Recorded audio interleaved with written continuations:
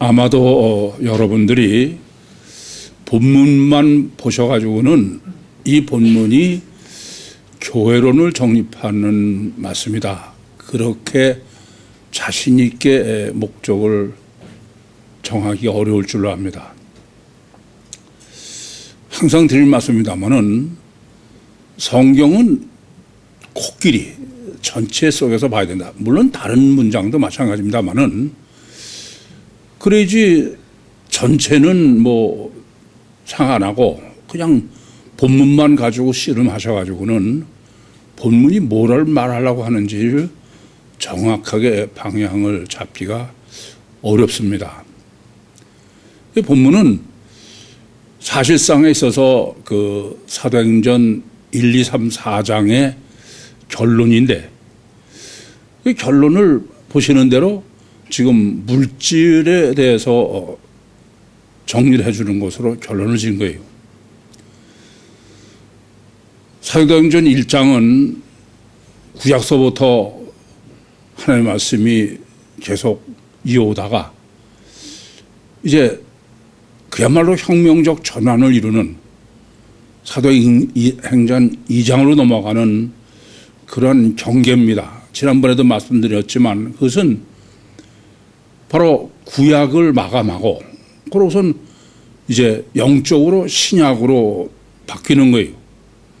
그래서 1절부터 14절까지는 사도행전 2장 1절부터 4절에 오순절의 성령 강림을 예비하신 것이고 그리고 15절부터 26절까지의 말씀은 바로 구약을 마감하는 그 마띠아를 사도로 선택하는 과정이 그 우림과 둠빔 제비뽑기를 하는 것으로서 마감을 하고 신약은 성령적인 신학은 우림과 둠빔의 시대가 아니에요.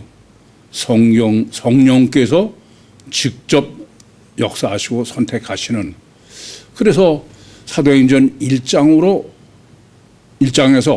구약 영적 구약을 마감했다. 그런 강조법이 1장의 마감입니다. 그리고 2장 1절부터 4절은 그야말로 하나님이 창세전부터 설정해 놓으신 대로 역사를 진행하시고 그렇게 하셔서 드디어 결론으로 성육신하신 신인 메시아에 의한 구원의 실제를 오순절날 성령 강림으로 그야말로 사실은 천지가 뒤집어지는 혁명이 일어나는 거예요. 그래서 보통 교회는 주님의 고난을 기념한다 그래서 사순절을 굉장히 중요시 여기는데 그건 그건 잘못된 것이지.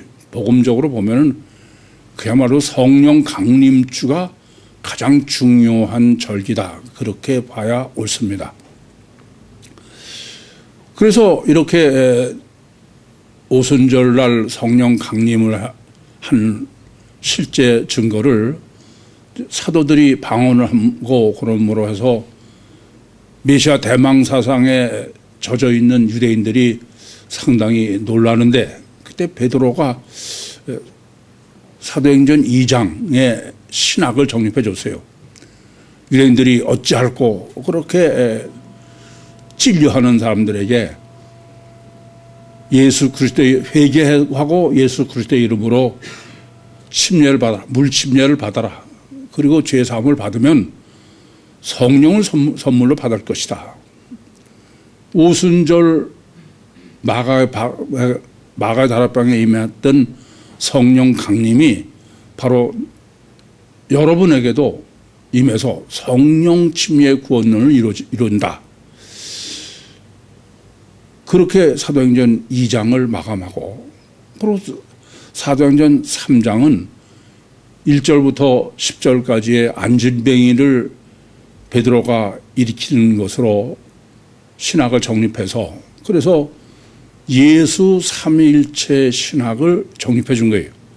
그러니까 이중체인 신인 메시아를 분해해서 베드로가 안진뱅이를 일으키는 걸 보시고 베드로를 메시아로 착각하는 사람에게 메시아를 완전히 이중체로 그렇게 증거하고, 그러고선 예수 삼위일체 신학을 정립해 준 것이 사도행전 3장부터 4장까지입니다. 사실은 3장과 4장으로 나누어 있지만 내용으로는 2장, 1장과 그리고 2장, 그리고 3, 4장은 하나의 내용입니다. 그런데 중요한 문제는 사도행전 2장에 이렇게 성령 침례 구원론을, 교회론이죠, 그걸 정립해주고 뭐로 마감을 했냐면 물질신앙으로 마감을 했어요. 근데 똑같이 지금 사도행전 3장과 4장의 신학을 정립해주고 지금 본문에 뭐로 마감했어요? 물질신앙으로 마감을 한 거예요. 제가 모두에도 말씀드린 것처럼 이것을 전체로 보셔야 왜 사도행전 2장도 물질신앙으로 마감을 하고 또 사도행전 3, 4장도 물질신앙으로 마감을 했을까? 그 생각을 하셔야 본문이 교회론을 정립하는 게 목적이다라는 것을 제대로 확신할 수 있다 그런 말씀입니다. 그럼 왜 이렇게 교회론이요 성령 침례 구원론의 결론을 두 번이나 강조법을 써서 물질신앙으로 하느냐? 이 구약에는 다 몸으로 하는 것이기 때문에 물질신앙을 본문처럼 강조할 필요가 없을 수 있습니다. 그러나 지금 그 교회 시대, 성령 시대는 가서 성전에 가서 드리는 게 아니니까, 그럼 이런 교회의 신앙이요 성령 신앙의 실제는 뭐냐? 실제는 물질신앙이다. 성령 침례 신학이요 교회 신학의 절대는, 실제는 얼마나 실제로 육체를 부인하느냐, 그게 실제지. 나 성령 침례 받았어, 나 성령 받았어, 난 성령으로 하는 거야, 그것도 아무도 할 말이 없어. 그래서 본문은 바로 이렇게 물질신앙으로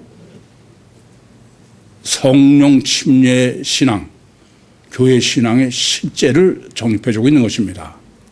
여러 번 드린 말씀입니다만은 물질신앙이 있다고 해서 참신앙이 있는 건 아니에요. 그러나 물질신앙이 없는 사람은 그건 절대예요. 그건 절대로 성령 침례 신앙, 교회 신앙은 없는 것이다. 그게 지금 본문이 보시다시피 6절 내내 물질을 강조하는 것으로, 물질신앙을 강조하는 것으로 교회 신학을 정립한 이유다. 그렇게 먼저 방향을 명확하게 정하셔야만 되겠습니다. 항상 그 첫 단추요 서론이 중요하다고 말씀드렸으니까 32절이 우선 가장 중요하죠. 교회는 어떤 게 교회냐? 지금 32절에 마음을 한 마음, 한 뜻, 헬라 원문은 미아 까르디아 미아 푸시케입니다. 그야말로 영과 혼을 다 하나가 해야 되는 게 그게 교회다, 그런 말씀입니다. 제가 세미나 하면서도 그런 말씀을 드려요. 교회는 어떤 교회냐면은, 교회는 5가지 좌탕이 모는 게다. 잘난 놈, 못난 놈, 부자, 가난한 놈, 유식한 놈, 무식한 놈, 그런 5가지 잡탕이 다 모여서 완전한 화목을 이루어야 되는 것이 그게 교회다. 그렇게 늘 말씀을 드리는데, 이렇게 지금 본문은 교회론의 첫 번째 조건으로 완전 화목, 하나가 되어야 된다라는 것을 정립해주고 있는 것입니다. 그런데 사람이 과연 이렇게 까르디아, 의지적뿐이 아니라 영적으로, 푸시케로도 하나가 될 수 있을까? 그건 불가능한 것입니다. 왜냐하면 인간은 육체 우선이요, 가식 결과만이 절대요, 철저하게 자기중심적, 이기적이에요. 마귀의 기름 부음 받은 게 아담 후손이에요. 그런데다가 우리 영은 이 지구상에 있는 모든 사람의 영이 같은 영이 하나도 없어요. 하나님 다 다른 고유의 영으로 창조해 놓으셨어요. 그러니 이런 사람이 마음으로도 영으로도 완전히 하나가 된다, 화목하다, 그건 불가능해요. 그건 전혀 불가능합니다. 우선 이거부터 바로 아셔야 돼요. 그래서 성경은 우리가 보면 하나인 것 같이 보이는 스트로크에도 아예 사랑으로 말하지 않는 거예요. 혈육간에 다 하나가 된 것 같아도 천만에 불가능한 것입니다. 하나가 되기 위해서 가르치고 훈련하고 결단하고 그래서 되는 게 아니에요.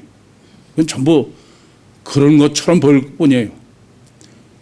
문화적으로 됐다, 그것이 하나 되는 게 아닙니다. 이렇게 지금 본문이 교회의 첫 번째 조건으로 미아 가르디아 미아 푸시케, 이 말은 인간은 어떤 교육이나 훈련 뭐 어떤 걸 해도 이건 전혀 불가능하다라는 것을 먼저 전제를 하고 정립하다, 그런 의도라는 것을 읽으실 수 있어야 되겠습니다. 방금 말씀드린 것처럼 완전히 하나가 되는 길은 영적으로밖에 불가능해요. 영적이라고 그러면 의뢰 우리는 생각해야 돼요. 두 가지죠.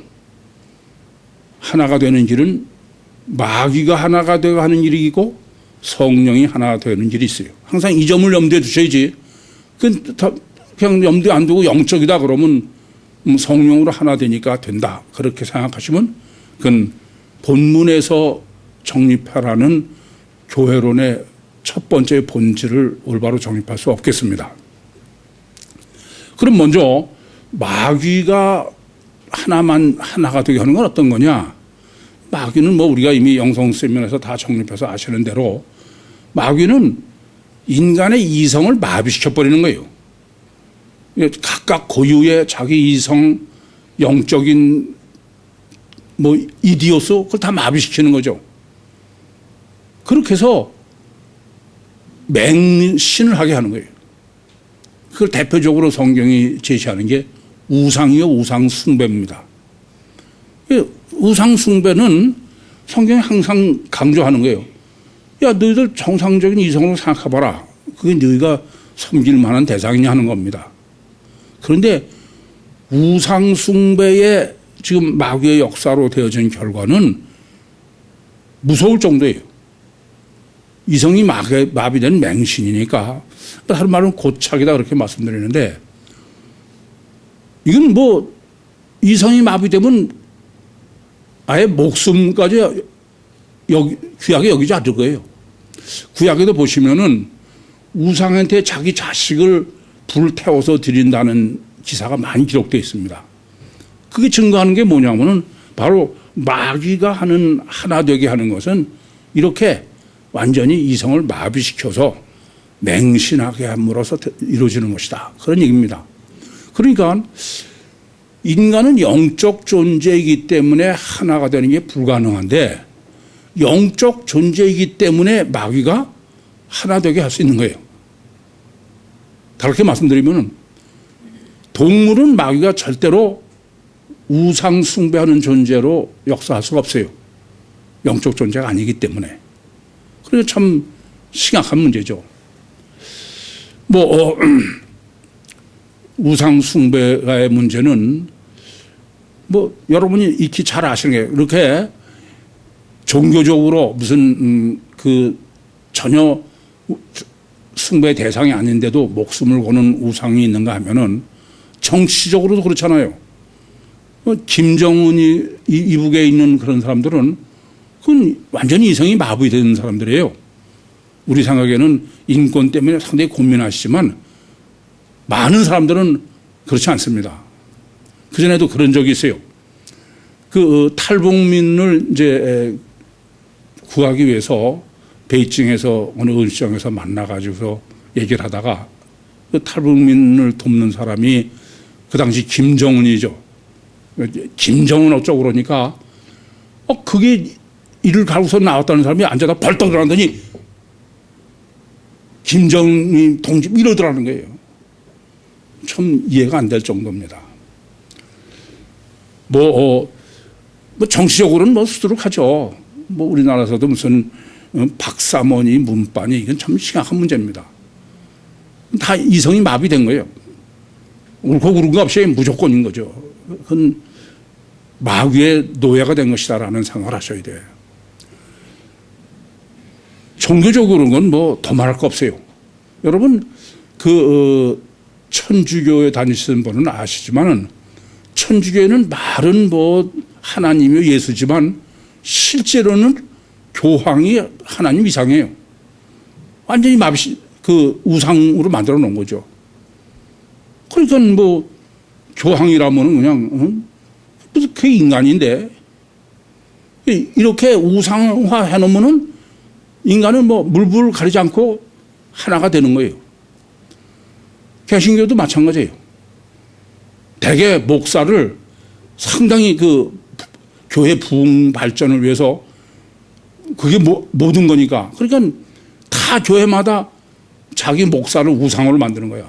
대교회는 거의 다 그래요.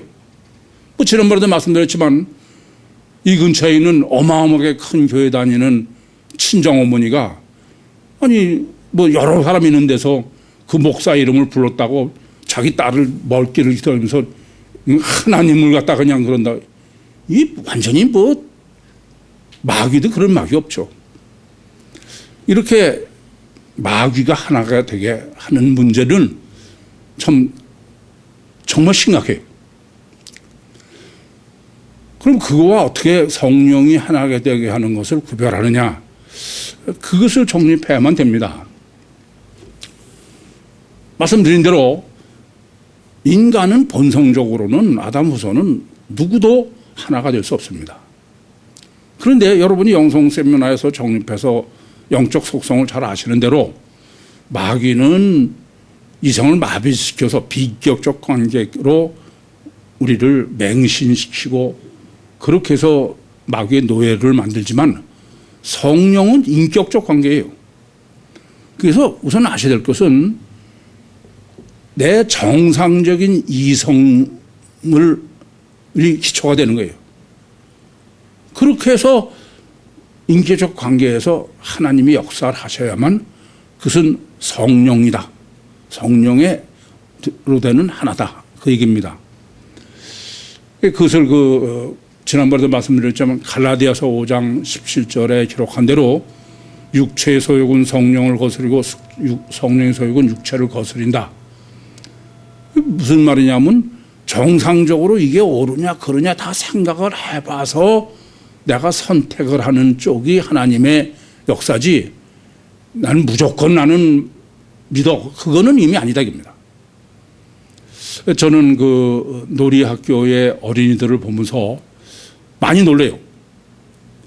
그 어린이들의 지들 이렇게 서로 지내는 걸 보면은 보통 인격적 관계가 아니야. 아주 깜짝 놀랄 정도예요. 여러분들도 전혀 걔들 따라가는 건 택도 없어.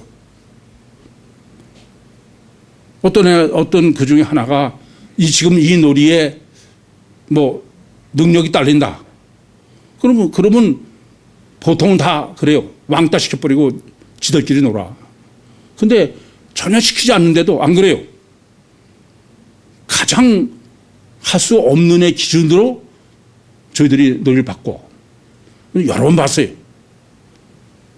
제가 오늘 아침에도 식구들하고 식사를 하면서 그런 얘기를 했어. 이게 저렇게 인격적으로 서로 완전하게 하는 거는 그건 화목하면 성령으로 아니면 안 된다. 그건. 그런데 그러면 쟤들이 성령을 받았나? 그렇지 않고는 저게 어떻게 가능하냐 이게.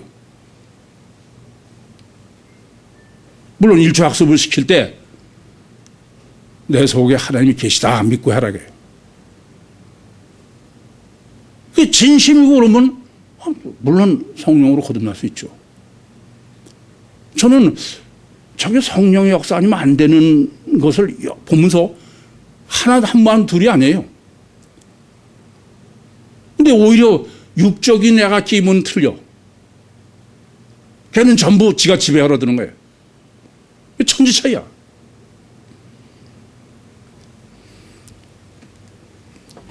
잊지 마시기 바랍니다. 교회의 제일 첫 번째 조건이야. 그것은 바로 완전 화목을 이루어야 되는 거야. 여러 번 드린 말씀대로 무슨 교회 나온다 그러면서 끼리끼리 어쩌고, 그건 아직 멀었어요. 그건 아직 먼 겁니다. 그게 심각하게 고민이 되고 어떻게 영적으로 하나 되나를 고민 안 하고 그게 무슨 잘하는 것처럼 그건 틀린 거예요. 그래서 여러 번 말씀드린 것처럼 교회는 문화의 장르가 아니에요. 어쨌건 지금 본문에서 주님이 세우신 제일 첫 번째 조건은 5가지 좌탕이 모여서 화목을 이루라. 그게 성령으로 화목인지 아닌지 그게 성령인지 아닌지 어떻게 하냐. 그거를 보면은 화목하느냐 아니냐 보면 안다는 거예요. 화목하느냐. 근데 그 화목하는 데 절대적 조건은 지금 육체를 부인하는 거예요. 물질 신앙으로. 두 번째 23절에 33절에는 교회는 뭐가 교회냐? 예수 부활을 증거하는 것이 교회다 이겁니다. 근데 이해가 안 되는 게 있어요. 아니, 예수 부활은 성경에 다 써 있잖아요. 근데 무슨 예수 부활을 증거하는데 뭐냐면 사도들이야. 그냥 사도들이 예수 부활을 증거했다 그러면은 별 문제 아니죠. 근데 사도들이 큰 권능, 메가스, 두나미스, 큰 능력을 지금 번역은 안 되지만 원문은 받아서요. 하나님으로부터 주어진 것이어야 된다는 얘기예요. 사도행전 1장 8절이죠. 아니, 성경에 써 있는 대로 또 실제 사실을 증거하는데 그냥 사도만 가지고도 충분할 것 같은데 사도 아니라 뭐 아무나 성경 보고 증거할 수 있는 거 아니에요? 그런데 큰 능력을 받아야 된다. 이게 납득이 잘 안 되는 얘기죠. 그런데 왜 그럼 부활을 증거하는데 능력이 있어야 되느냐? 단일체의 부활 같으면 그럴 거 하나도 없어요. 뭐 신기하게 그냥 뭐 부활했다 그런 거지. 어느 목사 말 맡아나 예수 부활은 인류 역사상 딱 한 번밖에 없는 거니까 그냥 그 자체다 밖에 다른 말을 할 게 없다 그러는데 무슨 증거래 증거라긴. 근데 이렇게 영적인 성령의 역사 없이는 안 된다 그런 말은 우선 이중체를 증거해야 되는 거예요. 여러분 아시기 바랍니다. 성경이 인간은 이중체라고 증거하고 있어요. 창세기 2장 7절에 하나님이 진흙으로 사람을 지으시고 생명을 코에 불어넣으시니 산 사람이 됐다. 그건 단체 논리가 아닙니다. 더군다나 창세기 17장의 할례 신학은 이중체가 아니고 단체가 아니고 이중체예요. 예수 그리스도도 마찬가지죠. 천영 잉태는 뭐 계속 말씀드리지만 그거는 이중체로밖에 다른 방법이 없어. 그런데 그 이중체를 증거하는데 큰 성령의 역사 없이는 안 된다라는 게 본문이에요. 이제부터 하셔야 돼요. 저는 정말 실감해요. 이중체를 아무리 증거해도 여러분도 마찬가지입니다. 들어서는 동의를 하시지만 실제는 아니에요. 요새 제가 레이놀드 A. 무디 주니어라는 사람이 쓴 그 영혼 일탈에 관한 책을 그걸 맞아 읽고서 오늘 설교를 했으면 했는데 못 다 읽긴 했습니다만은 근데 그분이 사람 영혼 일탈에 얘가 한 150명을 해서 가지고 책을 쓴 거예요. 그 사람은 철학 박사고 미국의 의학 박사입니다. 그리고 그리스도인이에요. 그런데 제가 보니까 읽으면서 답답해 죽겠어. 아니, 그 사람은 단일체로 보고 영혼 일탈을 이것은 실제 사실이고 과학이다, 그렇게 증거라고 논리를 전개하려니까 워낙 복잡하고 추상적이 오히려 뭐 그 사람은 의학적인 걸 다 동원해서 최대한 대로 하죠. 그러니까 제가 보니까 이 사람은 이렇게 하는데도 이중체는 걸 모르는구나. 아니 뭐 일탈해서, 아니 그 사람 영체라는 말 씁니다. 다 영체. 제가 영성 세미나에서 정리해드린 얘기는 다 해. 근데 단일체예요. 그러니까 논리를 전개하는 사람도 힘들고 듣는 사람도 여전히 신비로 받아들이는 거야. 그걸 보면서 야, 정말 사람의 이중체를 증거한다는 것은 그건 성령의 역사가 아니면 안 되는구나. 우리도 뭐 내생명운동부터 얼마나 많이 전합니까? 안 되는 거예요. 여러분도 마찬가지예요. 들어서 이해하십니까? 그거 가지고는 아니에요. 전하는 사람도 성령의 역사 없이는 안 되는 것처럼 여러분도 성령의 역사 없이는 이중체가 실체는 아니다. 마찬가지로 예수 부활을 증거하는 거예요. 아니 예수 부활은 성경이 다 기록하고, 아니 예수 부활은 뭐 이중체에다가 겉사람은 육체를 죽고 그래서 속사람이 육체에서 빠져나와서 그래서 그런 것이 부활이다. 에게이로 에크네크로스. 그런데 그 부활을 증거하는 것이 어마어마한 성령의 역사 없이는 불가능하다. 그게 본문이에요. 깊이 생각하셔야 됩니다. 아니 성경에 요한복음 20장 19절부터 23절, 26절부터 29절만 봐도 예수 부활은 제가 그 세미나도 정리했지만 저는 이게 예수 부활이 사실이 아니지 않을까. 일부러 그렇게 하면서 생각해봐. 여러 번 드린 말씀이지만 전 제 신앙이 좀 흔들리고 그럴 때 예수 부활을 아주 의심을 해가면서 차근차근 정리해봐. 그럼 이건 정말 예수는 부활했다. 그 사람은요 영체란요 써요. spiritual body라고. 그리고 이형 부활 논리를 다 해. 이형. 자기 몸 육체하고는 빠져나온 영혼이 다르다 이게 모양이. 하여튼 제가 할 얘기는 다 하더라고요. 실제로 하는 거야 다. 그 뭐 미국의 그 흑인 여자 왜 토크쇼는 무슨 풀인가 하는 사람이잖아요. 거기도 3번씩이나 나갔대. 그 사람은 그렇게 지금도 이런 영혼 일탈을 그 임사 상태로, 그래서 임시 죽었다 임사 상태라고 그러는데 그렇게 강의하고 다니는데 사람들이 신비하게만 여긴다. 그렇게 안타까워해. 근데 제가 더 안타까운 건 이중체는 확실한 과학인데 예수 부활 증거도 전혀 다른 모습으로 부활했다. 성경에 다 써 있는 거예요. 그런데 저는 그렇게 생각했어요. 제가 난 보니까 사람이 이중체고 또 예수님도 틀림없이 이렇게 육체에서 빠져나오고 다른 모습이고 그게 하나도 이상하지 않잖아요. 당연한 거 아니에요. 그런데 본문을 정립하면서 제가 깜짝 놀라서 이게 성령께서 나한테 역사를 하셨구나. 아니 2000년 동안 이걸 어떻게 이렇게 모를까 펄펄 뛰었는데 본문이 답을 주시는 거야.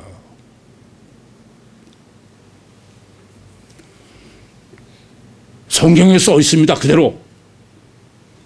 확실한 사실이에요. 그런데 그게 실제가 되는 게 불가능한 게 인간이야.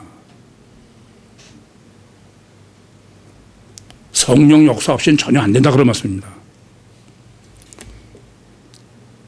뿐만 아니라 교회는 이와 같이 이중체를 증거하는 게 교회예요. 예수 부활을 증거하는 것이 교회예요. 그렇지 않으면 교회가 아니다 이겁니다. 뿐만 아니라 예수 삼위일체를 증거해야 교회다 그럽니다. 그것도 마찬가지예요. 예수님이 십자가에 못 박혀 죽으시고 부활하셔서 금요일날 승천하셔가지고 안식일날 천국에 계시다가 안식 후 다음날 부활이라는 형태로 하시고, 그걸 사람들이 성경 봐도 안 믿으니까 예수가 베드로가 안전병을 일으킨 것으로 메시아로 착각하는 사람들에게 베드로가 예수를 분해해가지고 증거해 주면서 예수 삼일체를 실제로 증거해 주는 게 바로 교회인 거예요. 그러니까 엘로힘 삼위일체는 관념이죠. 여러분, 이 오순절 사건이 얼마나 절대의 문제냐. 오순절 사건 전에는 엘로힘 삼위일체는 아무도 본 사람이 관념인 거야. 그 관념인 엘로힘 삼위일체가 실제 삼일체로 바뀐 게 뭐예요? 오순절 사건 후에 예수 삼일체야. 아시겠습니까? 그걸 증거해야 하는 것이 교회다 그런 말이에요. 여기까지만 정리해 놓고 보시면은 지구상에 교회가 있습니까?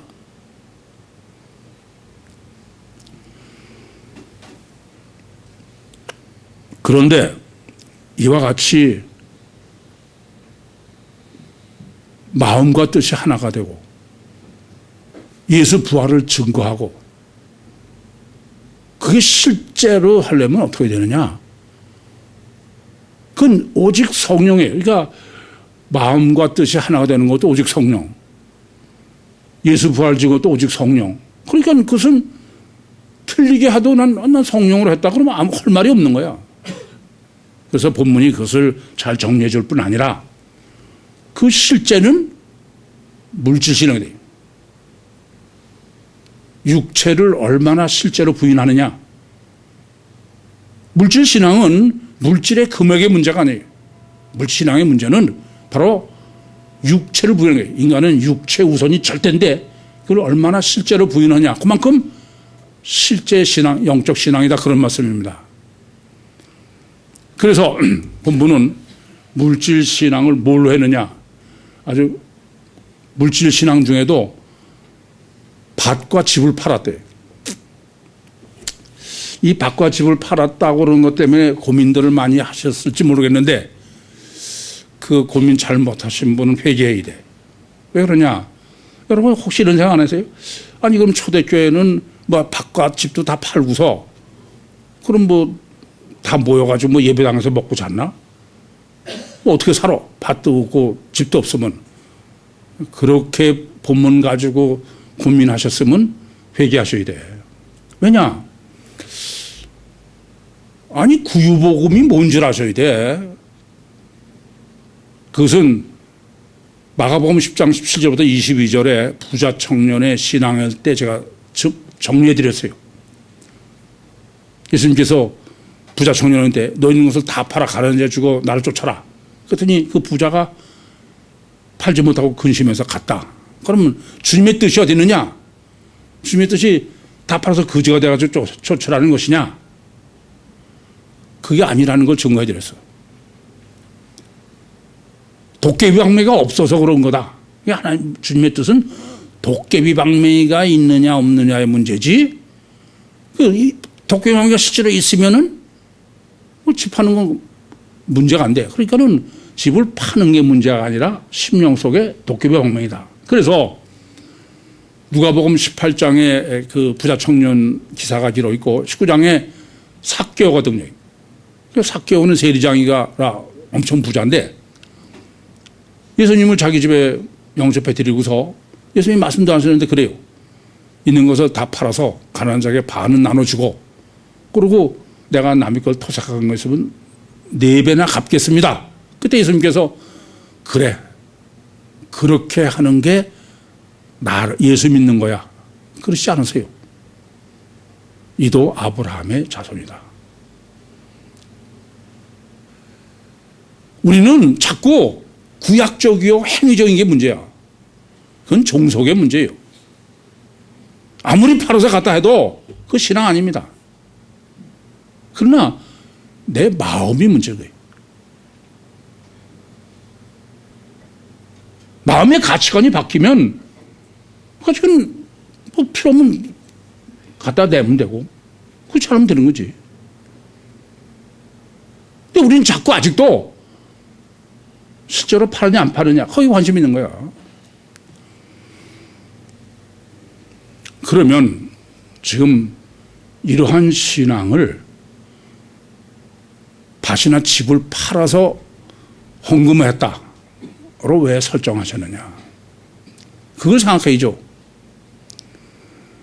그냥 있는 재물을 갖다 놓은 게 아니야. 이 말은 무슨 말이냐면은 교회는 천국권이에요.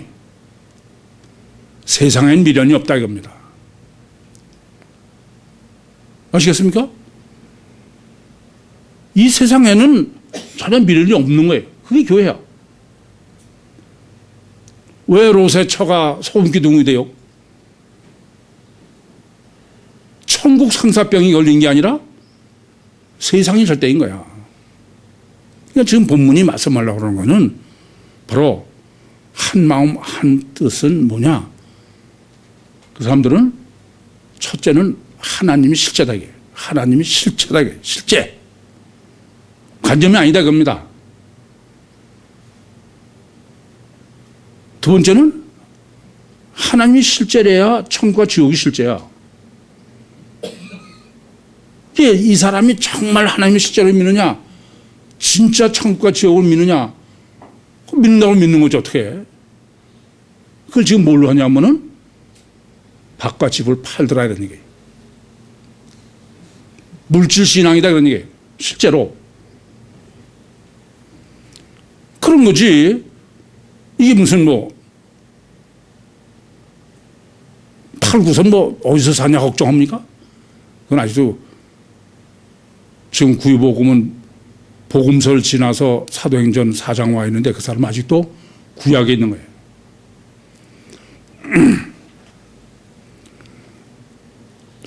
교회는 천국권이에요. 천국권.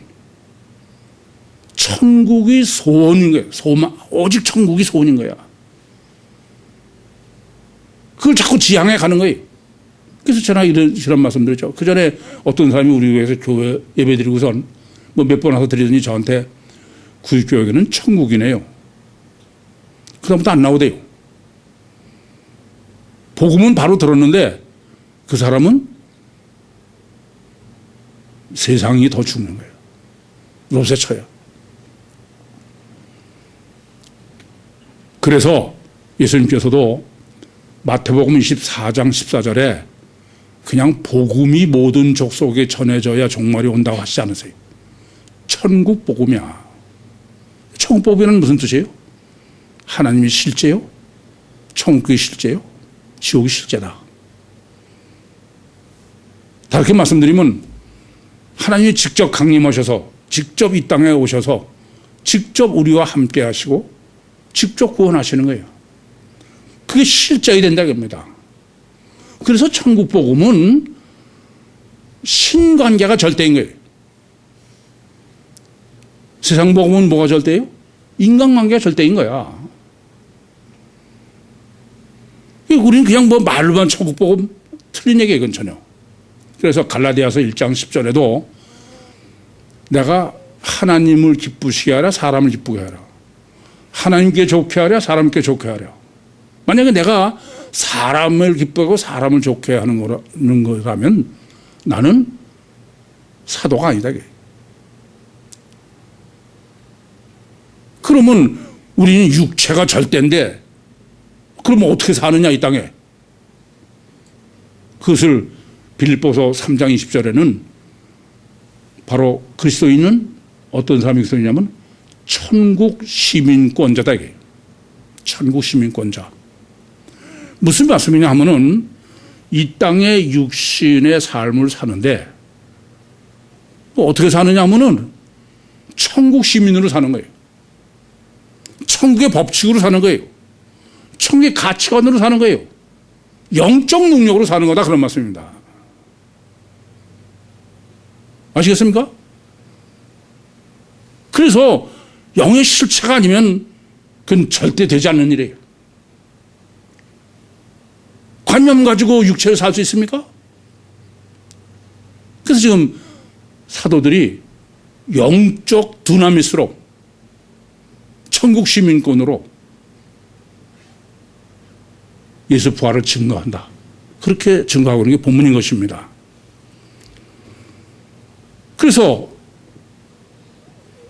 구입교회는 어떻게 하면 여러분으로 하여금 육신의 삶을 천국 시민권자로 살게 할까? 대표적인 게 태교입니다. 너무 놀라겠어. 내성이 운동이에요.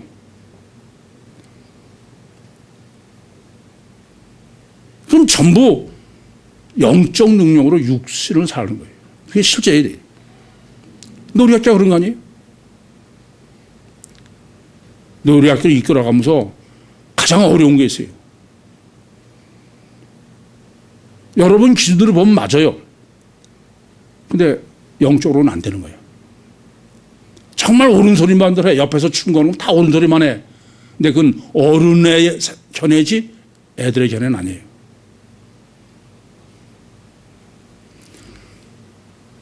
이 점을 깊이 아셔야 됩니다. 천국 시민권이란 도깨비의 방맹이를 가지고 있는 사람이야. 그것은 다른 사람의 법은 미친 짓이에요. 전혀 안 될 짓을 하는 겁니다. 그래서 그건 영의 실체가 아니면 절대로 성립할 수 없는 것을 구입교회는 그게 육적으로도 사실이라는 걸 증거해야 되는 게 교회고 구입교회예요. 그런데 이 물질을 지금 왜 사도들한테 갖다 헌금을 그냥 교회에다 하거나 또는 사도들에게 이렇게 줬다 그러지 않고 사도들이 발 앞에 놨다는 거야. 매번 그렇죠? 우선 사도 설정부터 좀 생각하셔야 돼요. 몇 번씩 정리해 드렸습니다만은 복음서에서는 뭐 제자라는 표현도 쓰고 사도라는 표현을 거의 안 쓰죠. 근데 지금 사도행전에 와서는 꼬박꼬박 사도라는 거예요. 그래서 사도행전을 정리하는 데 중요한 요소 중에 하나가 사도 신학을 정리하는 문제입니다. 사도는 어떤 사람이냐? 제자라는 의미는 그냥 뭐 예수님이 특별히 선택할 필요가 없어. 자기가 예수님을 쫓으면 다 제자예요. 아무든지 나를 따라오려거든 이런 식이니까. 그런데 사도는 아니에요. 예수님께서 특별히 선택을 하신 거예요. 첫째는.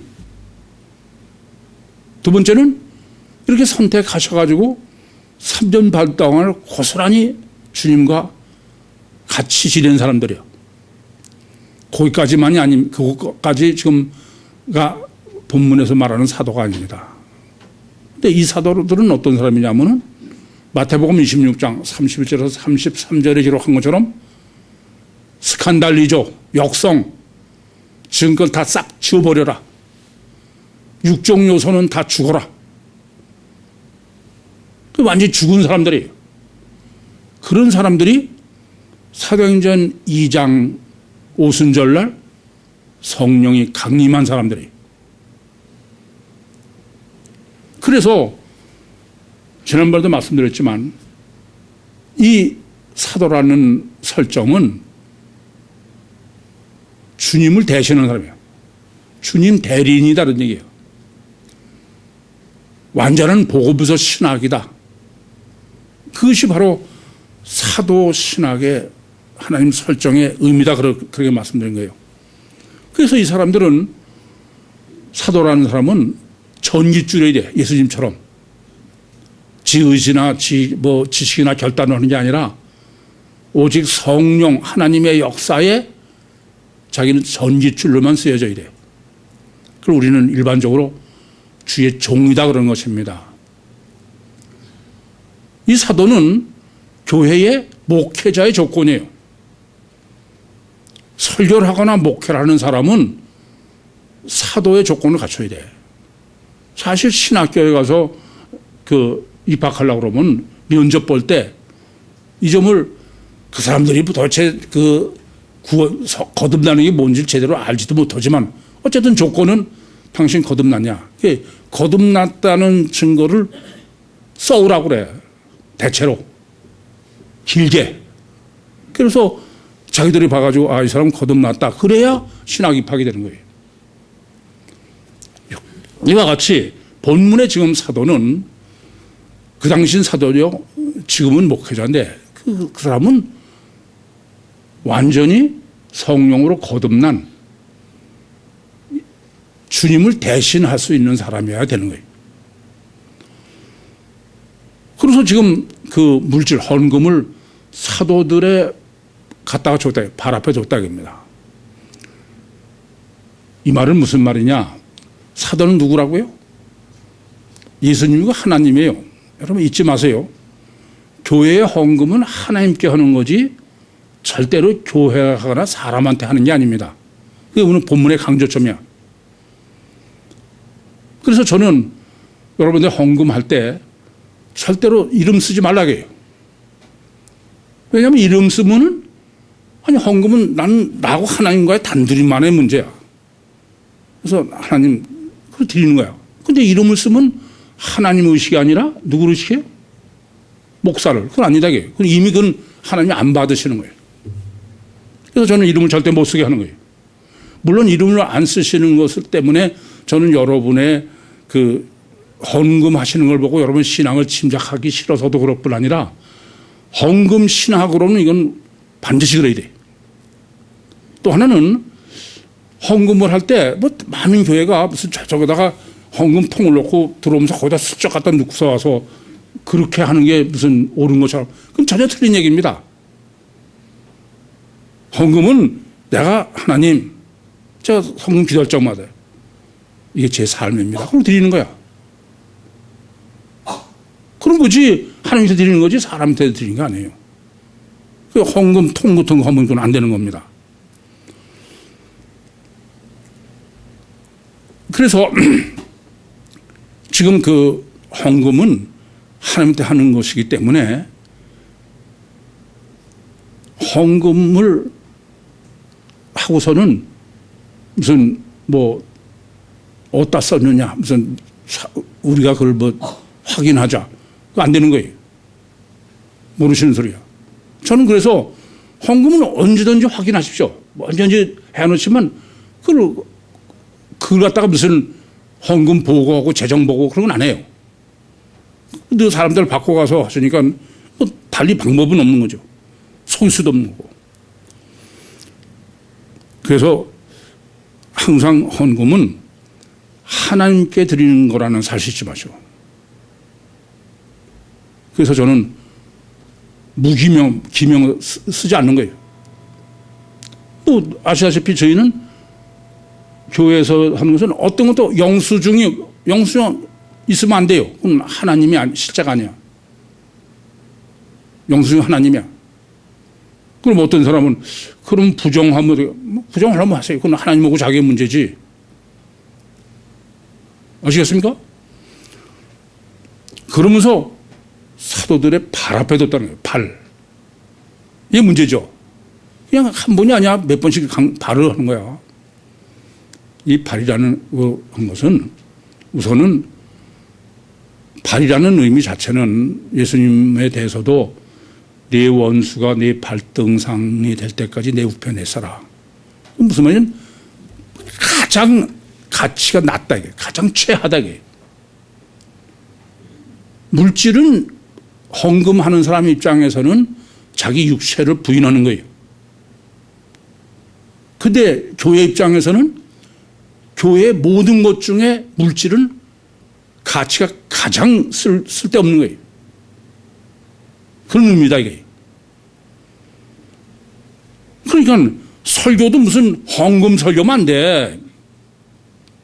그러니까 그까지 교회 입장에서는 그 무슨 가장 가치가 없는 것 때문에 설교를 해요? 그건 틀린 얘기입니다. 그러니까 물질을 여러분이 다 중요하지만 그것은 교회에서는 그 육체 부인해서 내는 거지 물질 내는 게 아니에요. 그래서 금액이 중요한 게 아니에요. 가치의 문제는 예수님께서 그러잖아요. 2렙돈 헌금한 과부가 가장 많이 했답니다. 내 심령을 드리는 것에 실제일 것뿐이지 뭐 삼박자 구원이다 그래가지고선 뭐 그건 교회 아닙니다. 그래서 지금 매번 발알해 드렸다는 것은 교회는 물질은 모든 가치에 최하다. 저는 참 감사하게 예수 믿기 전부터 저는 물질 많은 거 가지고는 전태는 안 통해. 저는 아예 그건 관심이 없으니까 뭐 재벌이고 뭐고 그건 저는 아예 관심이 없어요. 그러니까 뭐 우리 교회는 그렇게 뭐 재벌도 없지만 전 여러분이 무슨 저 사람은 돈이 좀 있을 거나 그런 생각은 아예 난 하지도 않아. 좀 관심 하나밖에 없어. 빌립보서 1장 8절 말씀처럼 예수 심장 그 사람 영혼밖에 없는 거예요. 그게 뭐 이렇게 중요해 그까짓 게. 다 쓰레기인데 천국 가려는 사람은 다 쓰레기예요. 뿐만 아니라 지금 사도들의 발 앞에 뒀다는 것은 이게 헌금의 신학을 너무 잘못됐어들. 헌금을 하는 건요 하나님께 드리는 거예요. 여쭤볼게요. 하나님께 드리고선 하나님이 어디다 쓰셨나 따져요? 그건 하나님께 드린 게 아니야. 그래서 아까도 헌금 무슨 뭐 보고해라. 그건 헌금 거둔 사람이 아니야. 그건. 하나님 어디다 썼어요? 그런 게 어디 있어? 그래서 교회는요 이거 잊지 마셔. 하나님의 독재야. 뭐 민주적으로 그게 괜찮은 거 그건 틀린 얘기. 여러분 잘 아시다시피 저는 다른 건 다 상관없어요. 근데 영적 문제는 전 절대 양보 못해. 그건 교회가 아니니까. 뿐만 아니라 지금 발 앞에 뒀다는 것은 물질을 어디다 쓰든지 그건 하나님이 결정하실 거야. 아시겠어요? 여러분이 결정할 문제 아니다 이겁니다. 그 점을 아셔야 돼. 헌금이 뭔지를 아셔야 돼. 가사 최주영이 후원금을 후원하십시오. 그건 헌금 아니에요. 그런데 혹 여러분 헌금을 하면서 여러분이 사용처를 정해서 헌금해. 그건 헌금 아닙니다. 그건 헌금으로 하면 안 돼. 그건 내가 하나님을 간섭하는 거야. 안 그래요?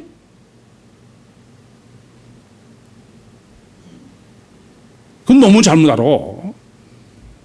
지금 교회의 절대적인 문제가 헌금 문제예요. 물질 문제예요. 어떠 하든지 그걸 하나님이 결정할 문제야. 오른손이 하는 걸 왼손이 모르게 하려면은 그거는 저한테 와서 이걸 아무개한테 좀 모르게 해줘. 그러야지 헌금이라고 해놓고선 자기가 사용처를 결정한다. 그건 큰일 날 일이에요. 그건 전혀 잘못된 신앙입니다. 그러면서 이 본문에 지금 기가 막히게 이 교회 신앙을 레위인, 구브로의 레위인으로 정립해 주는 거예요. 아주 산뜻하게. 우선 구브로 레위족인이다. 굉장히 강조법이죠. 그냥 레위족인만 그러지 왜 구브로냐. 왜 그러는지부터 생각하셔야 돼요. 그건 뭐냐면 원래 레위인은 어떤 사람이에요? 예루살렘에서 하나님을 섬기는 사람이 레위냐. 그런데 이 구브로 레위족이라는 건 무슨 말이냐면은 레위인 중에 도피성에 가 있는 레위인이 있어요. 도피성을 왜 해요? 다 레위인을 위해서 한 거야. 아시겠습니까? 그러니까 지금 무슨 의미냐면은 구브로라는 데는 지중해 그 동쪽에 있는 섬인데 구약적으로는 도피성의 레위인이다 그런 의미입니다. 아시겠죠? 이게 구약의 의미죠. 근데 그 도피성에 가 있는 레위인이 신앙은 어떤 신앙이냐면은 1년에 몇 번씩 최소 3번씩 예루살렘에 와서 하나님을 제사를 드려요. 그러니까 구브로 레위인이라는 말은 무슨 말이냐 하면은 이렇게 도피성에 있는 사람이 예루살렘 신앙이 되게. 아시겠어요? 근데 이 사람이 지금 예루살렘 신앙인이어야 되는 이 레위인이 밭을 팔아서 땅을 팔아서 누구한테 했어요? 사도들, 교회야. 아까도 그 사도행전 1장이 구약에서 신약으로 전환되는 것이라고 하는 것인데 그걸 지금 레위인으로 한 거예요. 그러니까 신약은 교회는 어떤 거냐면 구약의 예루살렘 신앙이 뭐로 바뀌는 거예요? 교회 신앙으로 바뀐다. 아시겠죠? 두 번째는 그 레위인이 그 헌금을 지금 사도들의 발 앞에 갖다 이것도 뒀어요. 그런데 이 레위인이 어떤 사람이냐? 레위인은 업이 없어요. 그 사람들은 기업이 누구야? 하나님의 기업이야. 그러니까 이 레위인은 헌금을 가지고 사는 사람이야. 우리 지금 얘기대로 하면은 이해되죠? 그 레위인이야. 레위인은 그래서 하나님이 아예 기업을 주지 않으셨어요. 근데 이렇게 하나님이 드린 헌금을 가지고 살던 사람이 근데 이 거꾸로 이 사람이 지금 헌금을 갖다가 사도를 발 앞에 놓은 거야. 무슨 말씀이냐 하면은 구약에서의 레위인은 유일신 신앙이에요. 그렇죠? 유일신 신앙인데 이 유일신 신앙이 뭐로 바뀌었냐 하면은 창세기 14장에 보시면은 아브라함이 멜기세덱에게 11조를 드리죠. 그렇죠? 근데 그것을 히브리서 7장 4절부터 10절에 보시면은 그것은 바로 레위인 제사장은 11조를 받는 사람인데 그 아브라함이 11조를 멜기세덱한테 드렸다 이게요. 그건 바로 지금 제사장이 아브라함의 허리에 있어서 멜기세덱한테 예물을 드렸다. 그러니 그렇게 히브리서 7장에서 정리해 주죠. 무슨 말씀인고 하니 지금 구약에서는 율신 신앙이었어. 이 레위인이. 그렇죠? 그러던 사람이 멜기세덱 신앙으로 바뀐 거야. 율신을 섬기던 사람이 누구 섬겨? 멜기세덱. 메시아를 섬기는 신앙으로 바뀌었다 이겁니다. 이해되십니까? 세 번째는 지금 이 요셉의 별명이 뭐냐면요. 바나바야. 바나바라는 말에 거기다가 권위자라고 써 있죠. 헬라어로는 파라크레토스야.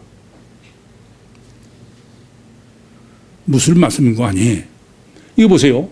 레위인 제사장의 역할이 두 가지예요. 하나는 뭐냐면 제사장이 하나님을 섬기는 일이에요. 또 하나 뭐가 있을까요? 네? 제사장이 또 하는 일이 뭐야? 하나 더. 재판하는 게 재판. 심판주다 이겁니다. 아시겠습니까? 그럼 하나님의 엘로힘적 심판을 대신하는 게 제사장이에요. 그래서 대제사장에게 사람 잡는 권세를 받아가지고선 바울도 가고 그런 얘기 하잖아요. 이해되십니까? 그러니까 공의의 구약에서의 엘로힘 성령이 교회는 뭐예요? 파라크레토스 보혜사다 이게 무조건 내 편. 이해되시죠? 그래서 지금 레위인으로 정립해주는 교회는 그냥 교회가 있는 게 아니야. 구약서부터 오던 게 지금 다 바뀌는 거예요. 예루살렘 신앙이 교회 신앙으로, 율신 신앙이 예수 신앙, 멜기세덱 신앙으로, 엘로힘 신앙이 보혜사 신앙으로. 그게 교회다 그런 말씀입니다. 이게 바로 주님이 세우신 교회다 그런 말씀입니다. 주님이 세우신 교회는 마음과 뜻이 하나가 되어야 돼. 부활을 증거할 수 있어요. 증거하는 교회야 돼. 천국 복음을 전하는 게 교회다. 그건 오직 뭐로만 돼요? 성령으로만 되는 거예요. 의지적 결단과 노력으로 되는 게 아니다 그런 말씀입니다. 주님이 세우신 교회는 이렇게 오직 성령으로 하려면은 뭐가 문제냐? 육체 우선인 육체가 문제야. 육체 부인이 문제다 이게. 실제로 성령의 역사의 문제는 실제로 얼마나 내가 육체를 부인하냐. 그게 뭐예요? 물질 신앙이야. 아시겠죠? 육체를 부인하는 것, 이중체이기 때문에 그래. 그래야 교회지, 그렇지 않으면 그건 주님이 세운 교회가 아니다, 그겁니다. 주님이 세운 교회는 왜 이렇게 육신을 부인하느냐? 그것은 예수 삼일체로 보혜사 성령을 내 심령에 영접해 드려서, 그래서 원죄로부터 구원이요, 내 심령의 구원이요, 천국 구원을 이루려고 하는 것이 교회다, 그러면. 이와 같이 실제로 내 육신을 부인하고 보혜사, 예수 삼일체인 보혜사 성령을 내 심령에 실제적으로 영접해 드렸을 때 그 사람은 사도들로 사도신학으로 정리해 주는 것처럼 그 사람은 예수 그리스도가 되는 거야. 하나님을 소유한 사람이 되는 거예요. 그런 사람을 히브리서 11장 38절은 세상에 감당할 수 없는 사람 되겠습니다. 여러분, 하나님은 살아계십니다. 성령은 실체입니다. 정말 성령의 역사로 실제적으로 육체를 부인하셔서 삼일체 하나님, 삼일체 예수의 보혜사 성령을 내 심령 속에 도깨비 방맹이로 모셔드리고 소유하셔서 오직 성령의 능력으로 육신과 세상을 승리하시고 주님과 함께 천국의 주인으로 영원한 영광을 누리시는 종말 때 선택함을 받으신 우리 모두가 되시기를 간절히 소원합니다. 기도하시겠습니다. 살아계신 아버지 하나님, 은혜와 사랑을 감사합니다. 저희를 사랑하시되 여기까지 사랑해 주셔서 말씀하시고 인도하시고 역사하신 주님, 아직도 저희의 연약함과 완악함을 저희보다 더 잘 아시는 주님, 지금까지의 사랑에 사랑을 더해 주셔서 베드로에게 베풀어 주셨던 그 놀라우신 사랑과 능력으로 저희도 사도들이 되어 주님의 영광이 되게 하여 주시옵소서. 예수님의 이름으로 기도하옵나이다. 아멘.